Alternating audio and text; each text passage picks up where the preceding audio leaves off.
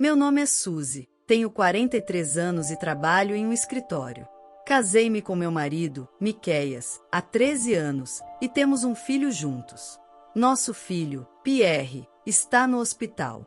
Ele foi diagnosticado com leucemia há 4 anos e está internado desde então. Embora tenha começado a frequentar a escola primária, não pôde ir muitas vezes, mas, às vezes, seus colegas o visitavam, e isso deixava muito feliz. Ver Pierre sorrir e lutar com tanta força me dá forças. Meus pais também visitam Pierre todos os dias. Não vejo a hora de ele se recuperar para que possamos sair e comer algo delicioso juntos.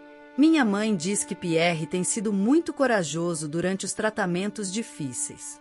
Minha mãe ainda está saudável, mas meu pai foi diagnosticado com demência há alguns anos e, às vezes, diz coisas sem sentido. Quando veio visitar Pierre outro dia, confundiu-me com uma enfermeira e agradeceu por cuidar do neto. Fiquei triste, mas também surpresa por ele não ter esquecido Pierre. Embora confunda as coisas, ele ainda sabe que Pierre está doente. Minha mãe suspirou e disse: "É evidente que seu pai está realmente preocupado com Pierre."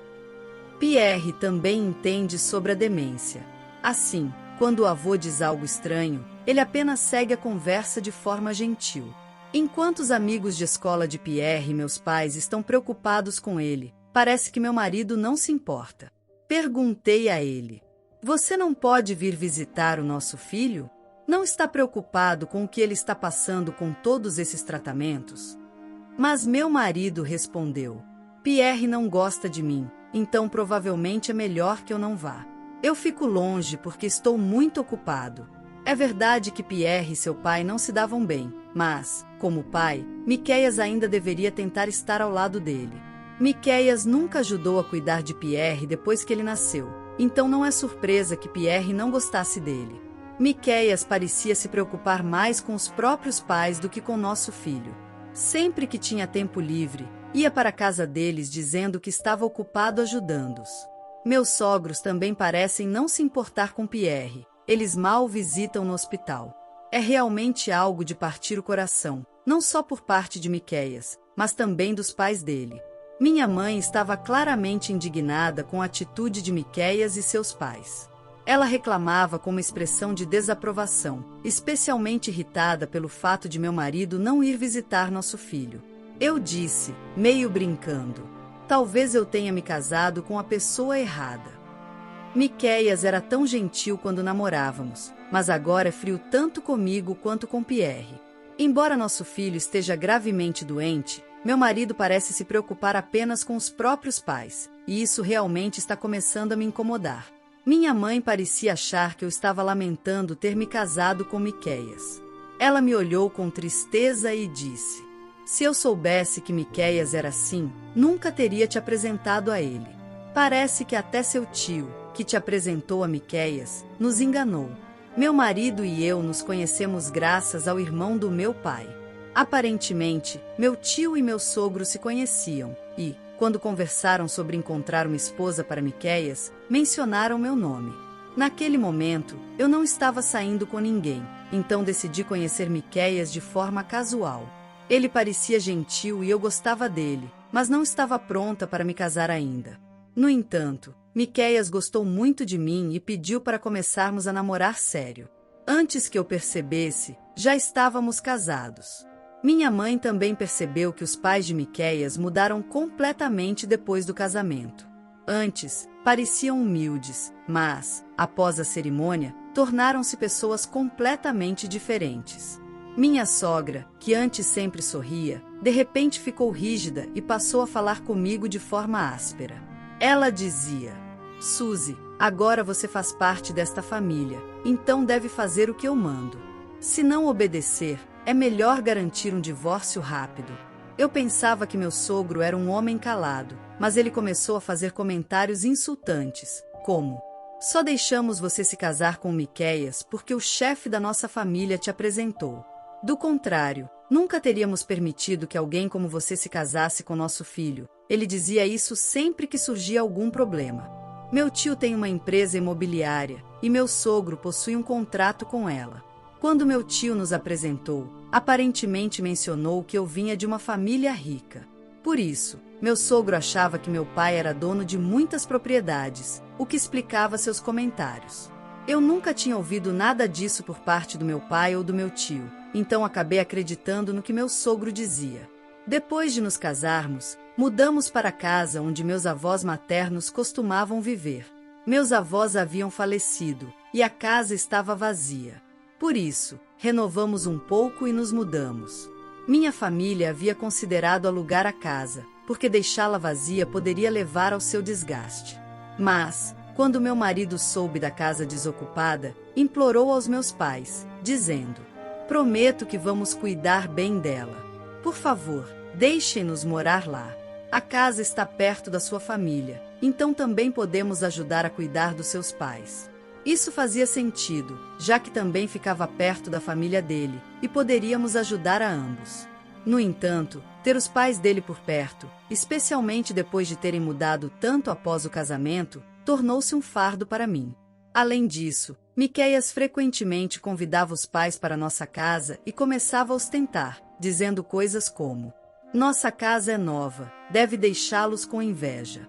É muito maior, talvez até o dobro do tamanho da sua." Quando Miqueias falava assim, parecia que ele era o dono da casa. Seu pai ficava incomodado, mas sua mãe sorria e dizia: "Poderíamos morar juntos aqui. Pode ser uma casa antiga, mas é melhor do que onde moramos agora", disse minha sogra antes de sair. Após a visita, perguntei ao meu marido: "Você está pensando em trazer seus pais para morar conosco? Esta casa nem é sua." Ele apenas riu e disse que era uma brincadeira, mas, mesmo que fosse, sua mãe parecia levar a ideia a sério, o que me deixou inquieta. Depois disso, meus sogros continuaram visitando, olhando a casa e comentando: "Seria melhor vivermos aqui. É melhor do que a nossa casa humilde, pelo menos aqui não se paga aluguel", disse meu sogro. Fiquei irritada com o comentário dele. Enquanto isso, minha sogra me ignorava e já escolhia um quarto para ela. Como meu marido não dizia nada, resolvi falar: "Estamos apenas emprestando esta casa dos meus pais. Meus avós moravam aqui antes, por isso ela é um pouco antiga." Meus sogros ficaram surpresos, mas logo meu sogro respondeu com uma expressão de desdém: "Por isso está em tão mau estado." Me irritou, mas mantive a calma. Já minha sogra parecia não acreditar em mim e comentou: "Por que você está mentindo? Confio mais no meu filho do que em você." Apesar de sua desconfiança, isso não mudava o fato de que a casa era emprestada, então evitei prolongar a discussão. Fiquei preocupada com a possibilidade de meus sogros tentarem se mudar para cá, mas, quando descobri que estava grávida, o assunto esfriou. Talvez porque perceberam que, se viessem, teriam que ajudar com o bebê. Minha sogra até comentou: "Os pais de Suzy deveriam cuidar do bebê, já que moram perto. Assim, eu não preciso fazer nada." Eu nunca pedi que ela ajudasse, mas o comentário me mostrou claramente sua falta de vontade. Quando contei isso à minha mãe, ela riu e disse: "Deixe comigo. Vou cuidar do meu netinho. Você não precisa pedir ajuda a quem não quer cuidar dele." Concordei e planejei contar com meus pais após o nascimento do bebê. E, quando meu filho nasceu, meus pais ficaram encantados, mas meus sogros o visitaram apenas uma vez. Para piorar, meu marido também não parecia animado, o que foi muito decepcionante. Minha mãe tentou me consolar dizendo: "Não se preocupe, Miqueias vai criar afeto pelo bebê com o tempo. Talvez ele ainda não se sinta como pai." Mas nada mudou. Meu marido continuava indiferente. Quando nosso filho completou 6 anos, ele adoeceu. Após exames, foi diagnosticado com câncer infantil. No momento mais difícil de nossas vidas, meu marido, que deveria ser meu apoio, disse: "Você terá que arcar com os custos médicos sozinha. Não é problema meu." Fiquei furiosa com sua postura. Minha sogra, em vez de apoiar, ainda fez um comentário cruel: "Isso é culpa da Suzy. É por causa dos genes dela que Pierre tem câncer. Ninguém na nossa família tem algo assim." As palavras de ambos foram um golpe doloroso, mas meu pai se levantou e os enfrentou. Vocês não se importam com o Pierre? Nós cuidaremos dele. Podem ir embora. Meu pai, sempre solidário, expulsou meu marido e meu sogro. Embora eu já estivesse devastada pela doença do meu filho, essas palavras cruéis tornaram tudo ainda mais difícil. Minha mãe, sempre ao meu lado, disse: Não desista, Suzy. Pierre ficará triste se você não for forte.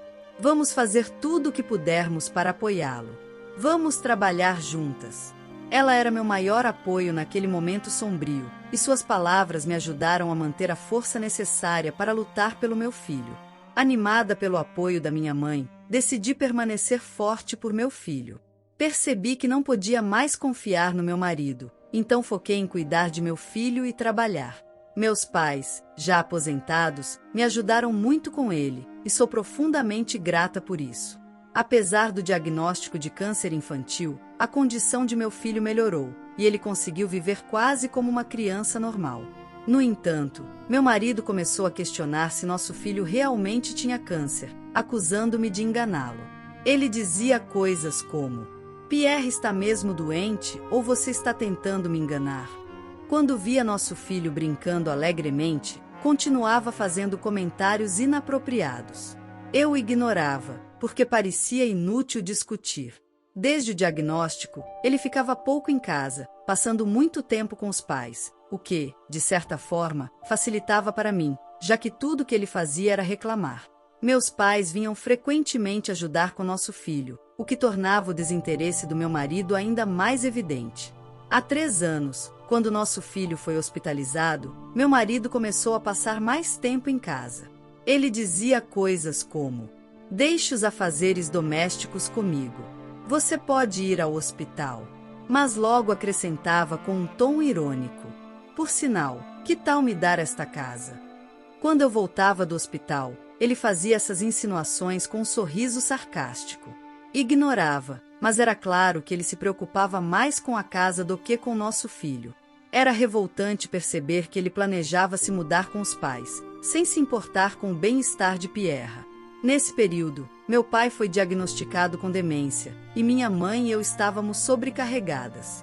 Não mencionamos a condição dele nem para meu marido nem para meus sogros. Mesmo quando meu pai nos visitava, meu marido parecia alheio à situação. Ele dizia: Seus pais vieram hoje, mas só ficaram andando por aí. Não vão ajudar com o Pierre?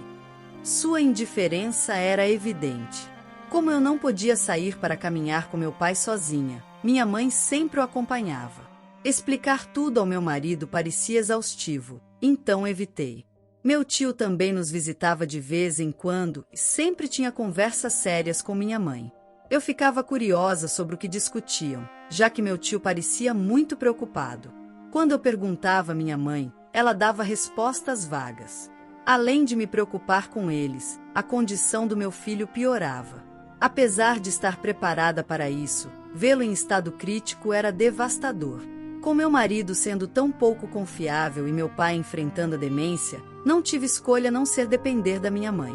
Quando informei meu marido sobre a condição crítica de nosso filho, ele me respondeu algo que me deixou completamente chocada. Estou ocupado agora, então pare de ligar. Cuide da situação do Pierre você mesma. Essas palavras insensíveis do meu marido me enfureceram profundamente. Sua completa falta de responsabilidade como pai me fez considerar seriamente o divórcio. Algum tempo depois, meu filho faleceu. Eu estava tão devastada que mal conseguia reagir. Minha mãe e meu tio assumiram todas as responsabilidades, permitindo que eu permanecesse ao lado de Johan até o último momento. Perto do funeral, meu tio começou a ficar ansioso. Onde estão Miqueias e os pais dele? Eles não podem faltar ao funeral, certo? Preocupada com sua inquietação, liguei para o meu marido. Onde você está? É hora de nos despedirmos de Pierre. Ele respondeu: Estou em uma festa, comemorando o aniversário de casamento dos meus pais. Eu disse para não me ligar agora. A frieza de sua voz causou revolta imediata na minha mãe e no meu tio. Minha mãe, furiosa, declarou: Ele está nas Bermudas. Saber que meu marido havia viajado para as Bermudas enquanto nosso filho estava em estado crítico destruiu o pouco respeito que ainda restava por ele. Você sabia que Pierre estava mal e mesmo assim foi viajar? Tenho pena de Pierre por ter um pai como você, eu disse, encerrando a chamada com lágrimas nos olhos. Minha mãe me consolou, dizendo: nunca vou perdoá-los. Não se preocupe, tudo estará resolvido quando eles voltarem das Bermudas. Eu estava tão consumida pela tristeza e raiva que não compreendi totalmente o que ela quis dizer, mas sabia que precisava me manter forte. Graças à minha mãe e ao meu tio, o funeral ocorreu sem problemas. Após o funeral, me senti completamente perdida. Minha vida havia girado em torno do meu filho, e agora eu não sabia para onde ir seguindo o conselho do meu tio. Voltei para a casa dos meus pais e passei a ajudar a cuidar do meu pai, cuja demência avançava. Meu trabalho foi compreensivo e me concedeu uma licença prolongada, o que foi um grande alívio. Quando finalmente comecei a esquecer meu marido, recebi uma ligação dele. Suzy, não consigo entrar na casa. Você trocou as fechaduras? Trocar as fechaduras sem avisar é terrível, respondeu ele, aflito. Eu não troquei nada, respondi friamente. Estou planejando terminar tudo com você, então não me ligue mais. E desliguei. Algum tempo depois, ele ligou novamente, agora em pânico. A casa dos meus pais foi demolida. O que está acontecendo? Há até um cartaz de venda de terreno. Não entendo. Ele disse, desesperado. Respondi.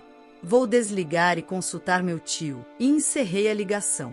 Ao conversar com meu tio, ele parecia calmo e satisfeito. Pediu que eu fosse à casa da família do meu marido para esclarecer o que estava acontecendo. Chegando lá, encontrei meu marido e meus sogros visivelmente abalados. O que está acontecendo? A casa dos meus pais desapareceu. Você fez isso porque não nos levaram para as Bermudas, gritou meu marido, enquanto minha sogra acusava. Você demoliu a casa por vingança? Frustrada com as acusações absurdas e sem sentido, respirei fundo, aguardando explicações. Respondi: eu nunca faria isso. Tinha um funeral para atender.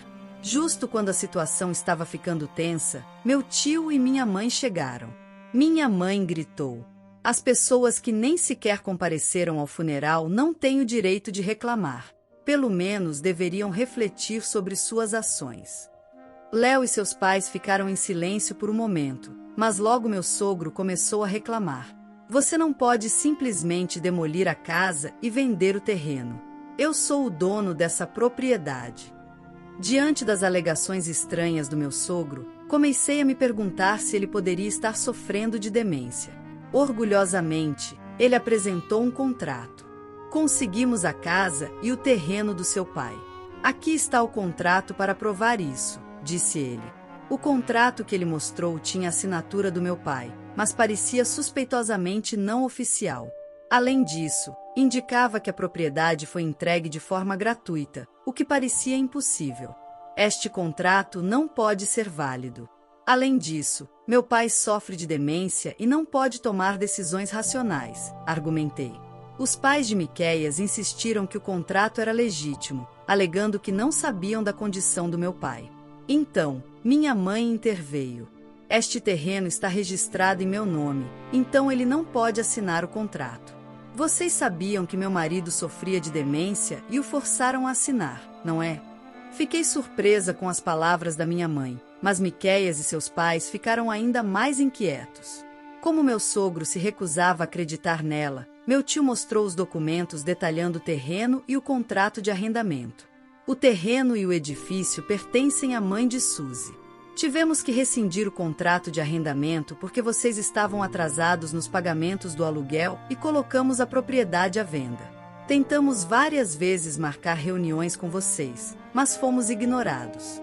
Não tivemos outra escolha senão tomar medidas legais, explicou meu tio. Os pais de Miqueias olharam os documentos em silêncio. Meu sogro perguntou: estavam atrasados no aluguel? Por que não pagaram?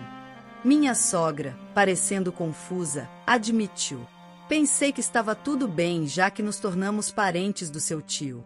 Então, ela revelou a verdade. Na verdade, planejamos enganar seu pai para que nos desse o terreno, por isso achamos que não precisaríamos pagar o aluguel. Fiquei chocada ao descobrir sobre o aluguel não pago, mas me enfureci ainda mais ao perceber que eles haviam planejado enganar meu pai desde o início. Minha raiva aumentava e eu estava prestes a protestar, quando Miquéias, de repente, tirou um contrato e, com uma expressão de arrependimento, disse à minha mãe: "A casa em que vivemos também é sua. Isso significa que este contrato também não tem valor." O contrato que Miquéias segurava tinha a assinatura do meu pai, assim como o anterior. Parecia que Miquéias havia interpretado errado, acreditando que nossa casa também pertencia ao meu pai, e tinha criado outro contrato falso. É ridículo que tentassem nos enganar sem sequer verificar quem era o verdadeiro dono do terreno. "Ainda bem que descobrimos isso a tempo", disse minha mãe, surpresa, enquanto Miquéias e seus pais tremiam de raiva. Minha mãe explicou que o pai dela era um importante proprietário de terras na região, incluindo os arredores do nosso lar. Isso surpreendeu mais Miquéias do que a mim. De repente, uma jovem apareceu exigindo: "Por favor, me paguem os custos de viagem que eu cobre. Quando será pago o seguro de vida do seu falecido filho?" Ao ver a mulher, Miquéias ficou visivelmente nervoso. Meu tio sorriu e disse: "Mesmo após a morte do seu filho, você levou sua amante para Bermuda. Você realmente se superou. Investigamos tudo." Fiquei novamente chocada, mas logo percebi que a mulher era amante de Miquéias. Parecia que meu tio já suspeitava da traição e vinha investigando em segredo. Enquanto minha mãe e meu tio discutiam a situação de forma séria, a mulher, que tinha aparecido no pior momento possível, saiu rapidamente. "Não posso acreditar que Miquéias fosse uma pessoa tão horrível. Nosso filho deve estar horrorizado lá do céu", comentei, mas Miquéias parecia indiferente. Depois da aparição da amante, virei-me para os pais de Miquéias e disse: "Como vocês se sentem por terem desfrutado em Bermuda, esperando depender do dinheiro do seguro do seu neto? Infelizmente para vocês, eu sou a beneficiária do seguro. Então, terão que arcar com os custos da viagem sozinhos." Incapazes de responder, os pais de Miquéias se apressaram em ir embora. Após o funeral, percebi que minha mãe havia planejado eliminar completamente Miquéias e seus pais de nossas vidas. Depois disso, divorciei-me de Miquéias e entrei com um processo de pensão alimentícia. Descobriu-se que meu ex-marido me traía há 3 anos e planejava me abandonar após a morte do nosso filho. Ele acreditava que, com a morte do nosso filho, não precisaria mais pagar pensão nem lidar com responsabilidades, além de se beneficiar do seguro de vida. Ele até confessou sua infidelidade aos pais e os levou para uma viagem às Bermudas. Sabia da demência do meu pai e aproveitou a situação, fazendo com que ele assinasse um contrato em segredo enquanto nosso filho estava em estado crítico. Como minha mãe e eu estávamos ocupadas cuidando do nosso filho, deixamos meu pai com uma cuidadora em casa, o que deu a meu ex-marido a oportunidade de agir. Ele conseguiu que meu pai assinasse o contrato conforme o planejado, mas não percebeu que o terreno, na verdade, pertencia à minha mãe. Minha mãe havia herdado muitas propriedades do meu avô e confiado a gestão delas ao meu tio, que dirige uma empresa imobiliária. Meu sogro, que estava alugando o terreno e a propriedade do meu tio, pensou erroneamente que ainda pertenciam ao meu pai. Esse erro foi uma grande negligência, pois não verificaram os detalhes. Meu ex-marido e seus pais se focaram apenas em tentar obter dinheiro, e no final acumularam uma grande quantidade de dívidas. Agora, meu ex-marido não só tem que pagar a pensão alimentícia, como também cobrir os custos da viagem de família para Bermudas, o que o deixou em uma situação financeira precária. Aos meus sogros também foi exigido que pagassem o aluguel atrasado, e recorreram ao filho em busca de ajuda, mas ele mal conseguia lidar com as próprias dívidas. Eles não pagaram o aluguel antes porque já estavam lutando com as dívidas e esperavam quitá-las adquirindo terreno, mas o terreno era de minha mãe. Agora, sobrecarregado pelas dívidas, meu ex-marido até perdeu a amante e vive sozinho na miséria.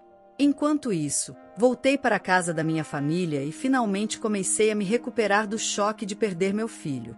Como minha mãe também está lidando com a demência de meu pai, não posso me permitir estar triste para sempre. Acredito que meu filho, no céu, ficaria preocupado se me visse tão abatida, então quero me manter positiva dentro das minhas possibilidades. Às vezes, meu pai diz coisas estranhas, como hoje, quando mencionou que Pierre estava de visita e correndo alegremente. Fiquei surpresa com suas palavras, mas talvez meu pai ainda consiga ver meu filho. Acredito que meu filho está cuidando de nós e que devemos viver com alegria, por ele. A história de hoje chegou ao fim. Não se esqueça de comentar qual lição você tirou dela. Também deixe um like no vídeo e se inscreva para não perder os próximos vídeos. E se você quer conhecer o final da história da mulher que viu seu pai ser demitido por um motivo misterioso após trabalhar por 30 anos, e depois de investigar descobrir um segredo chocante, clica no vídeo que está aparecendo aí na tela. Te vejo nessa história. Grande abraço!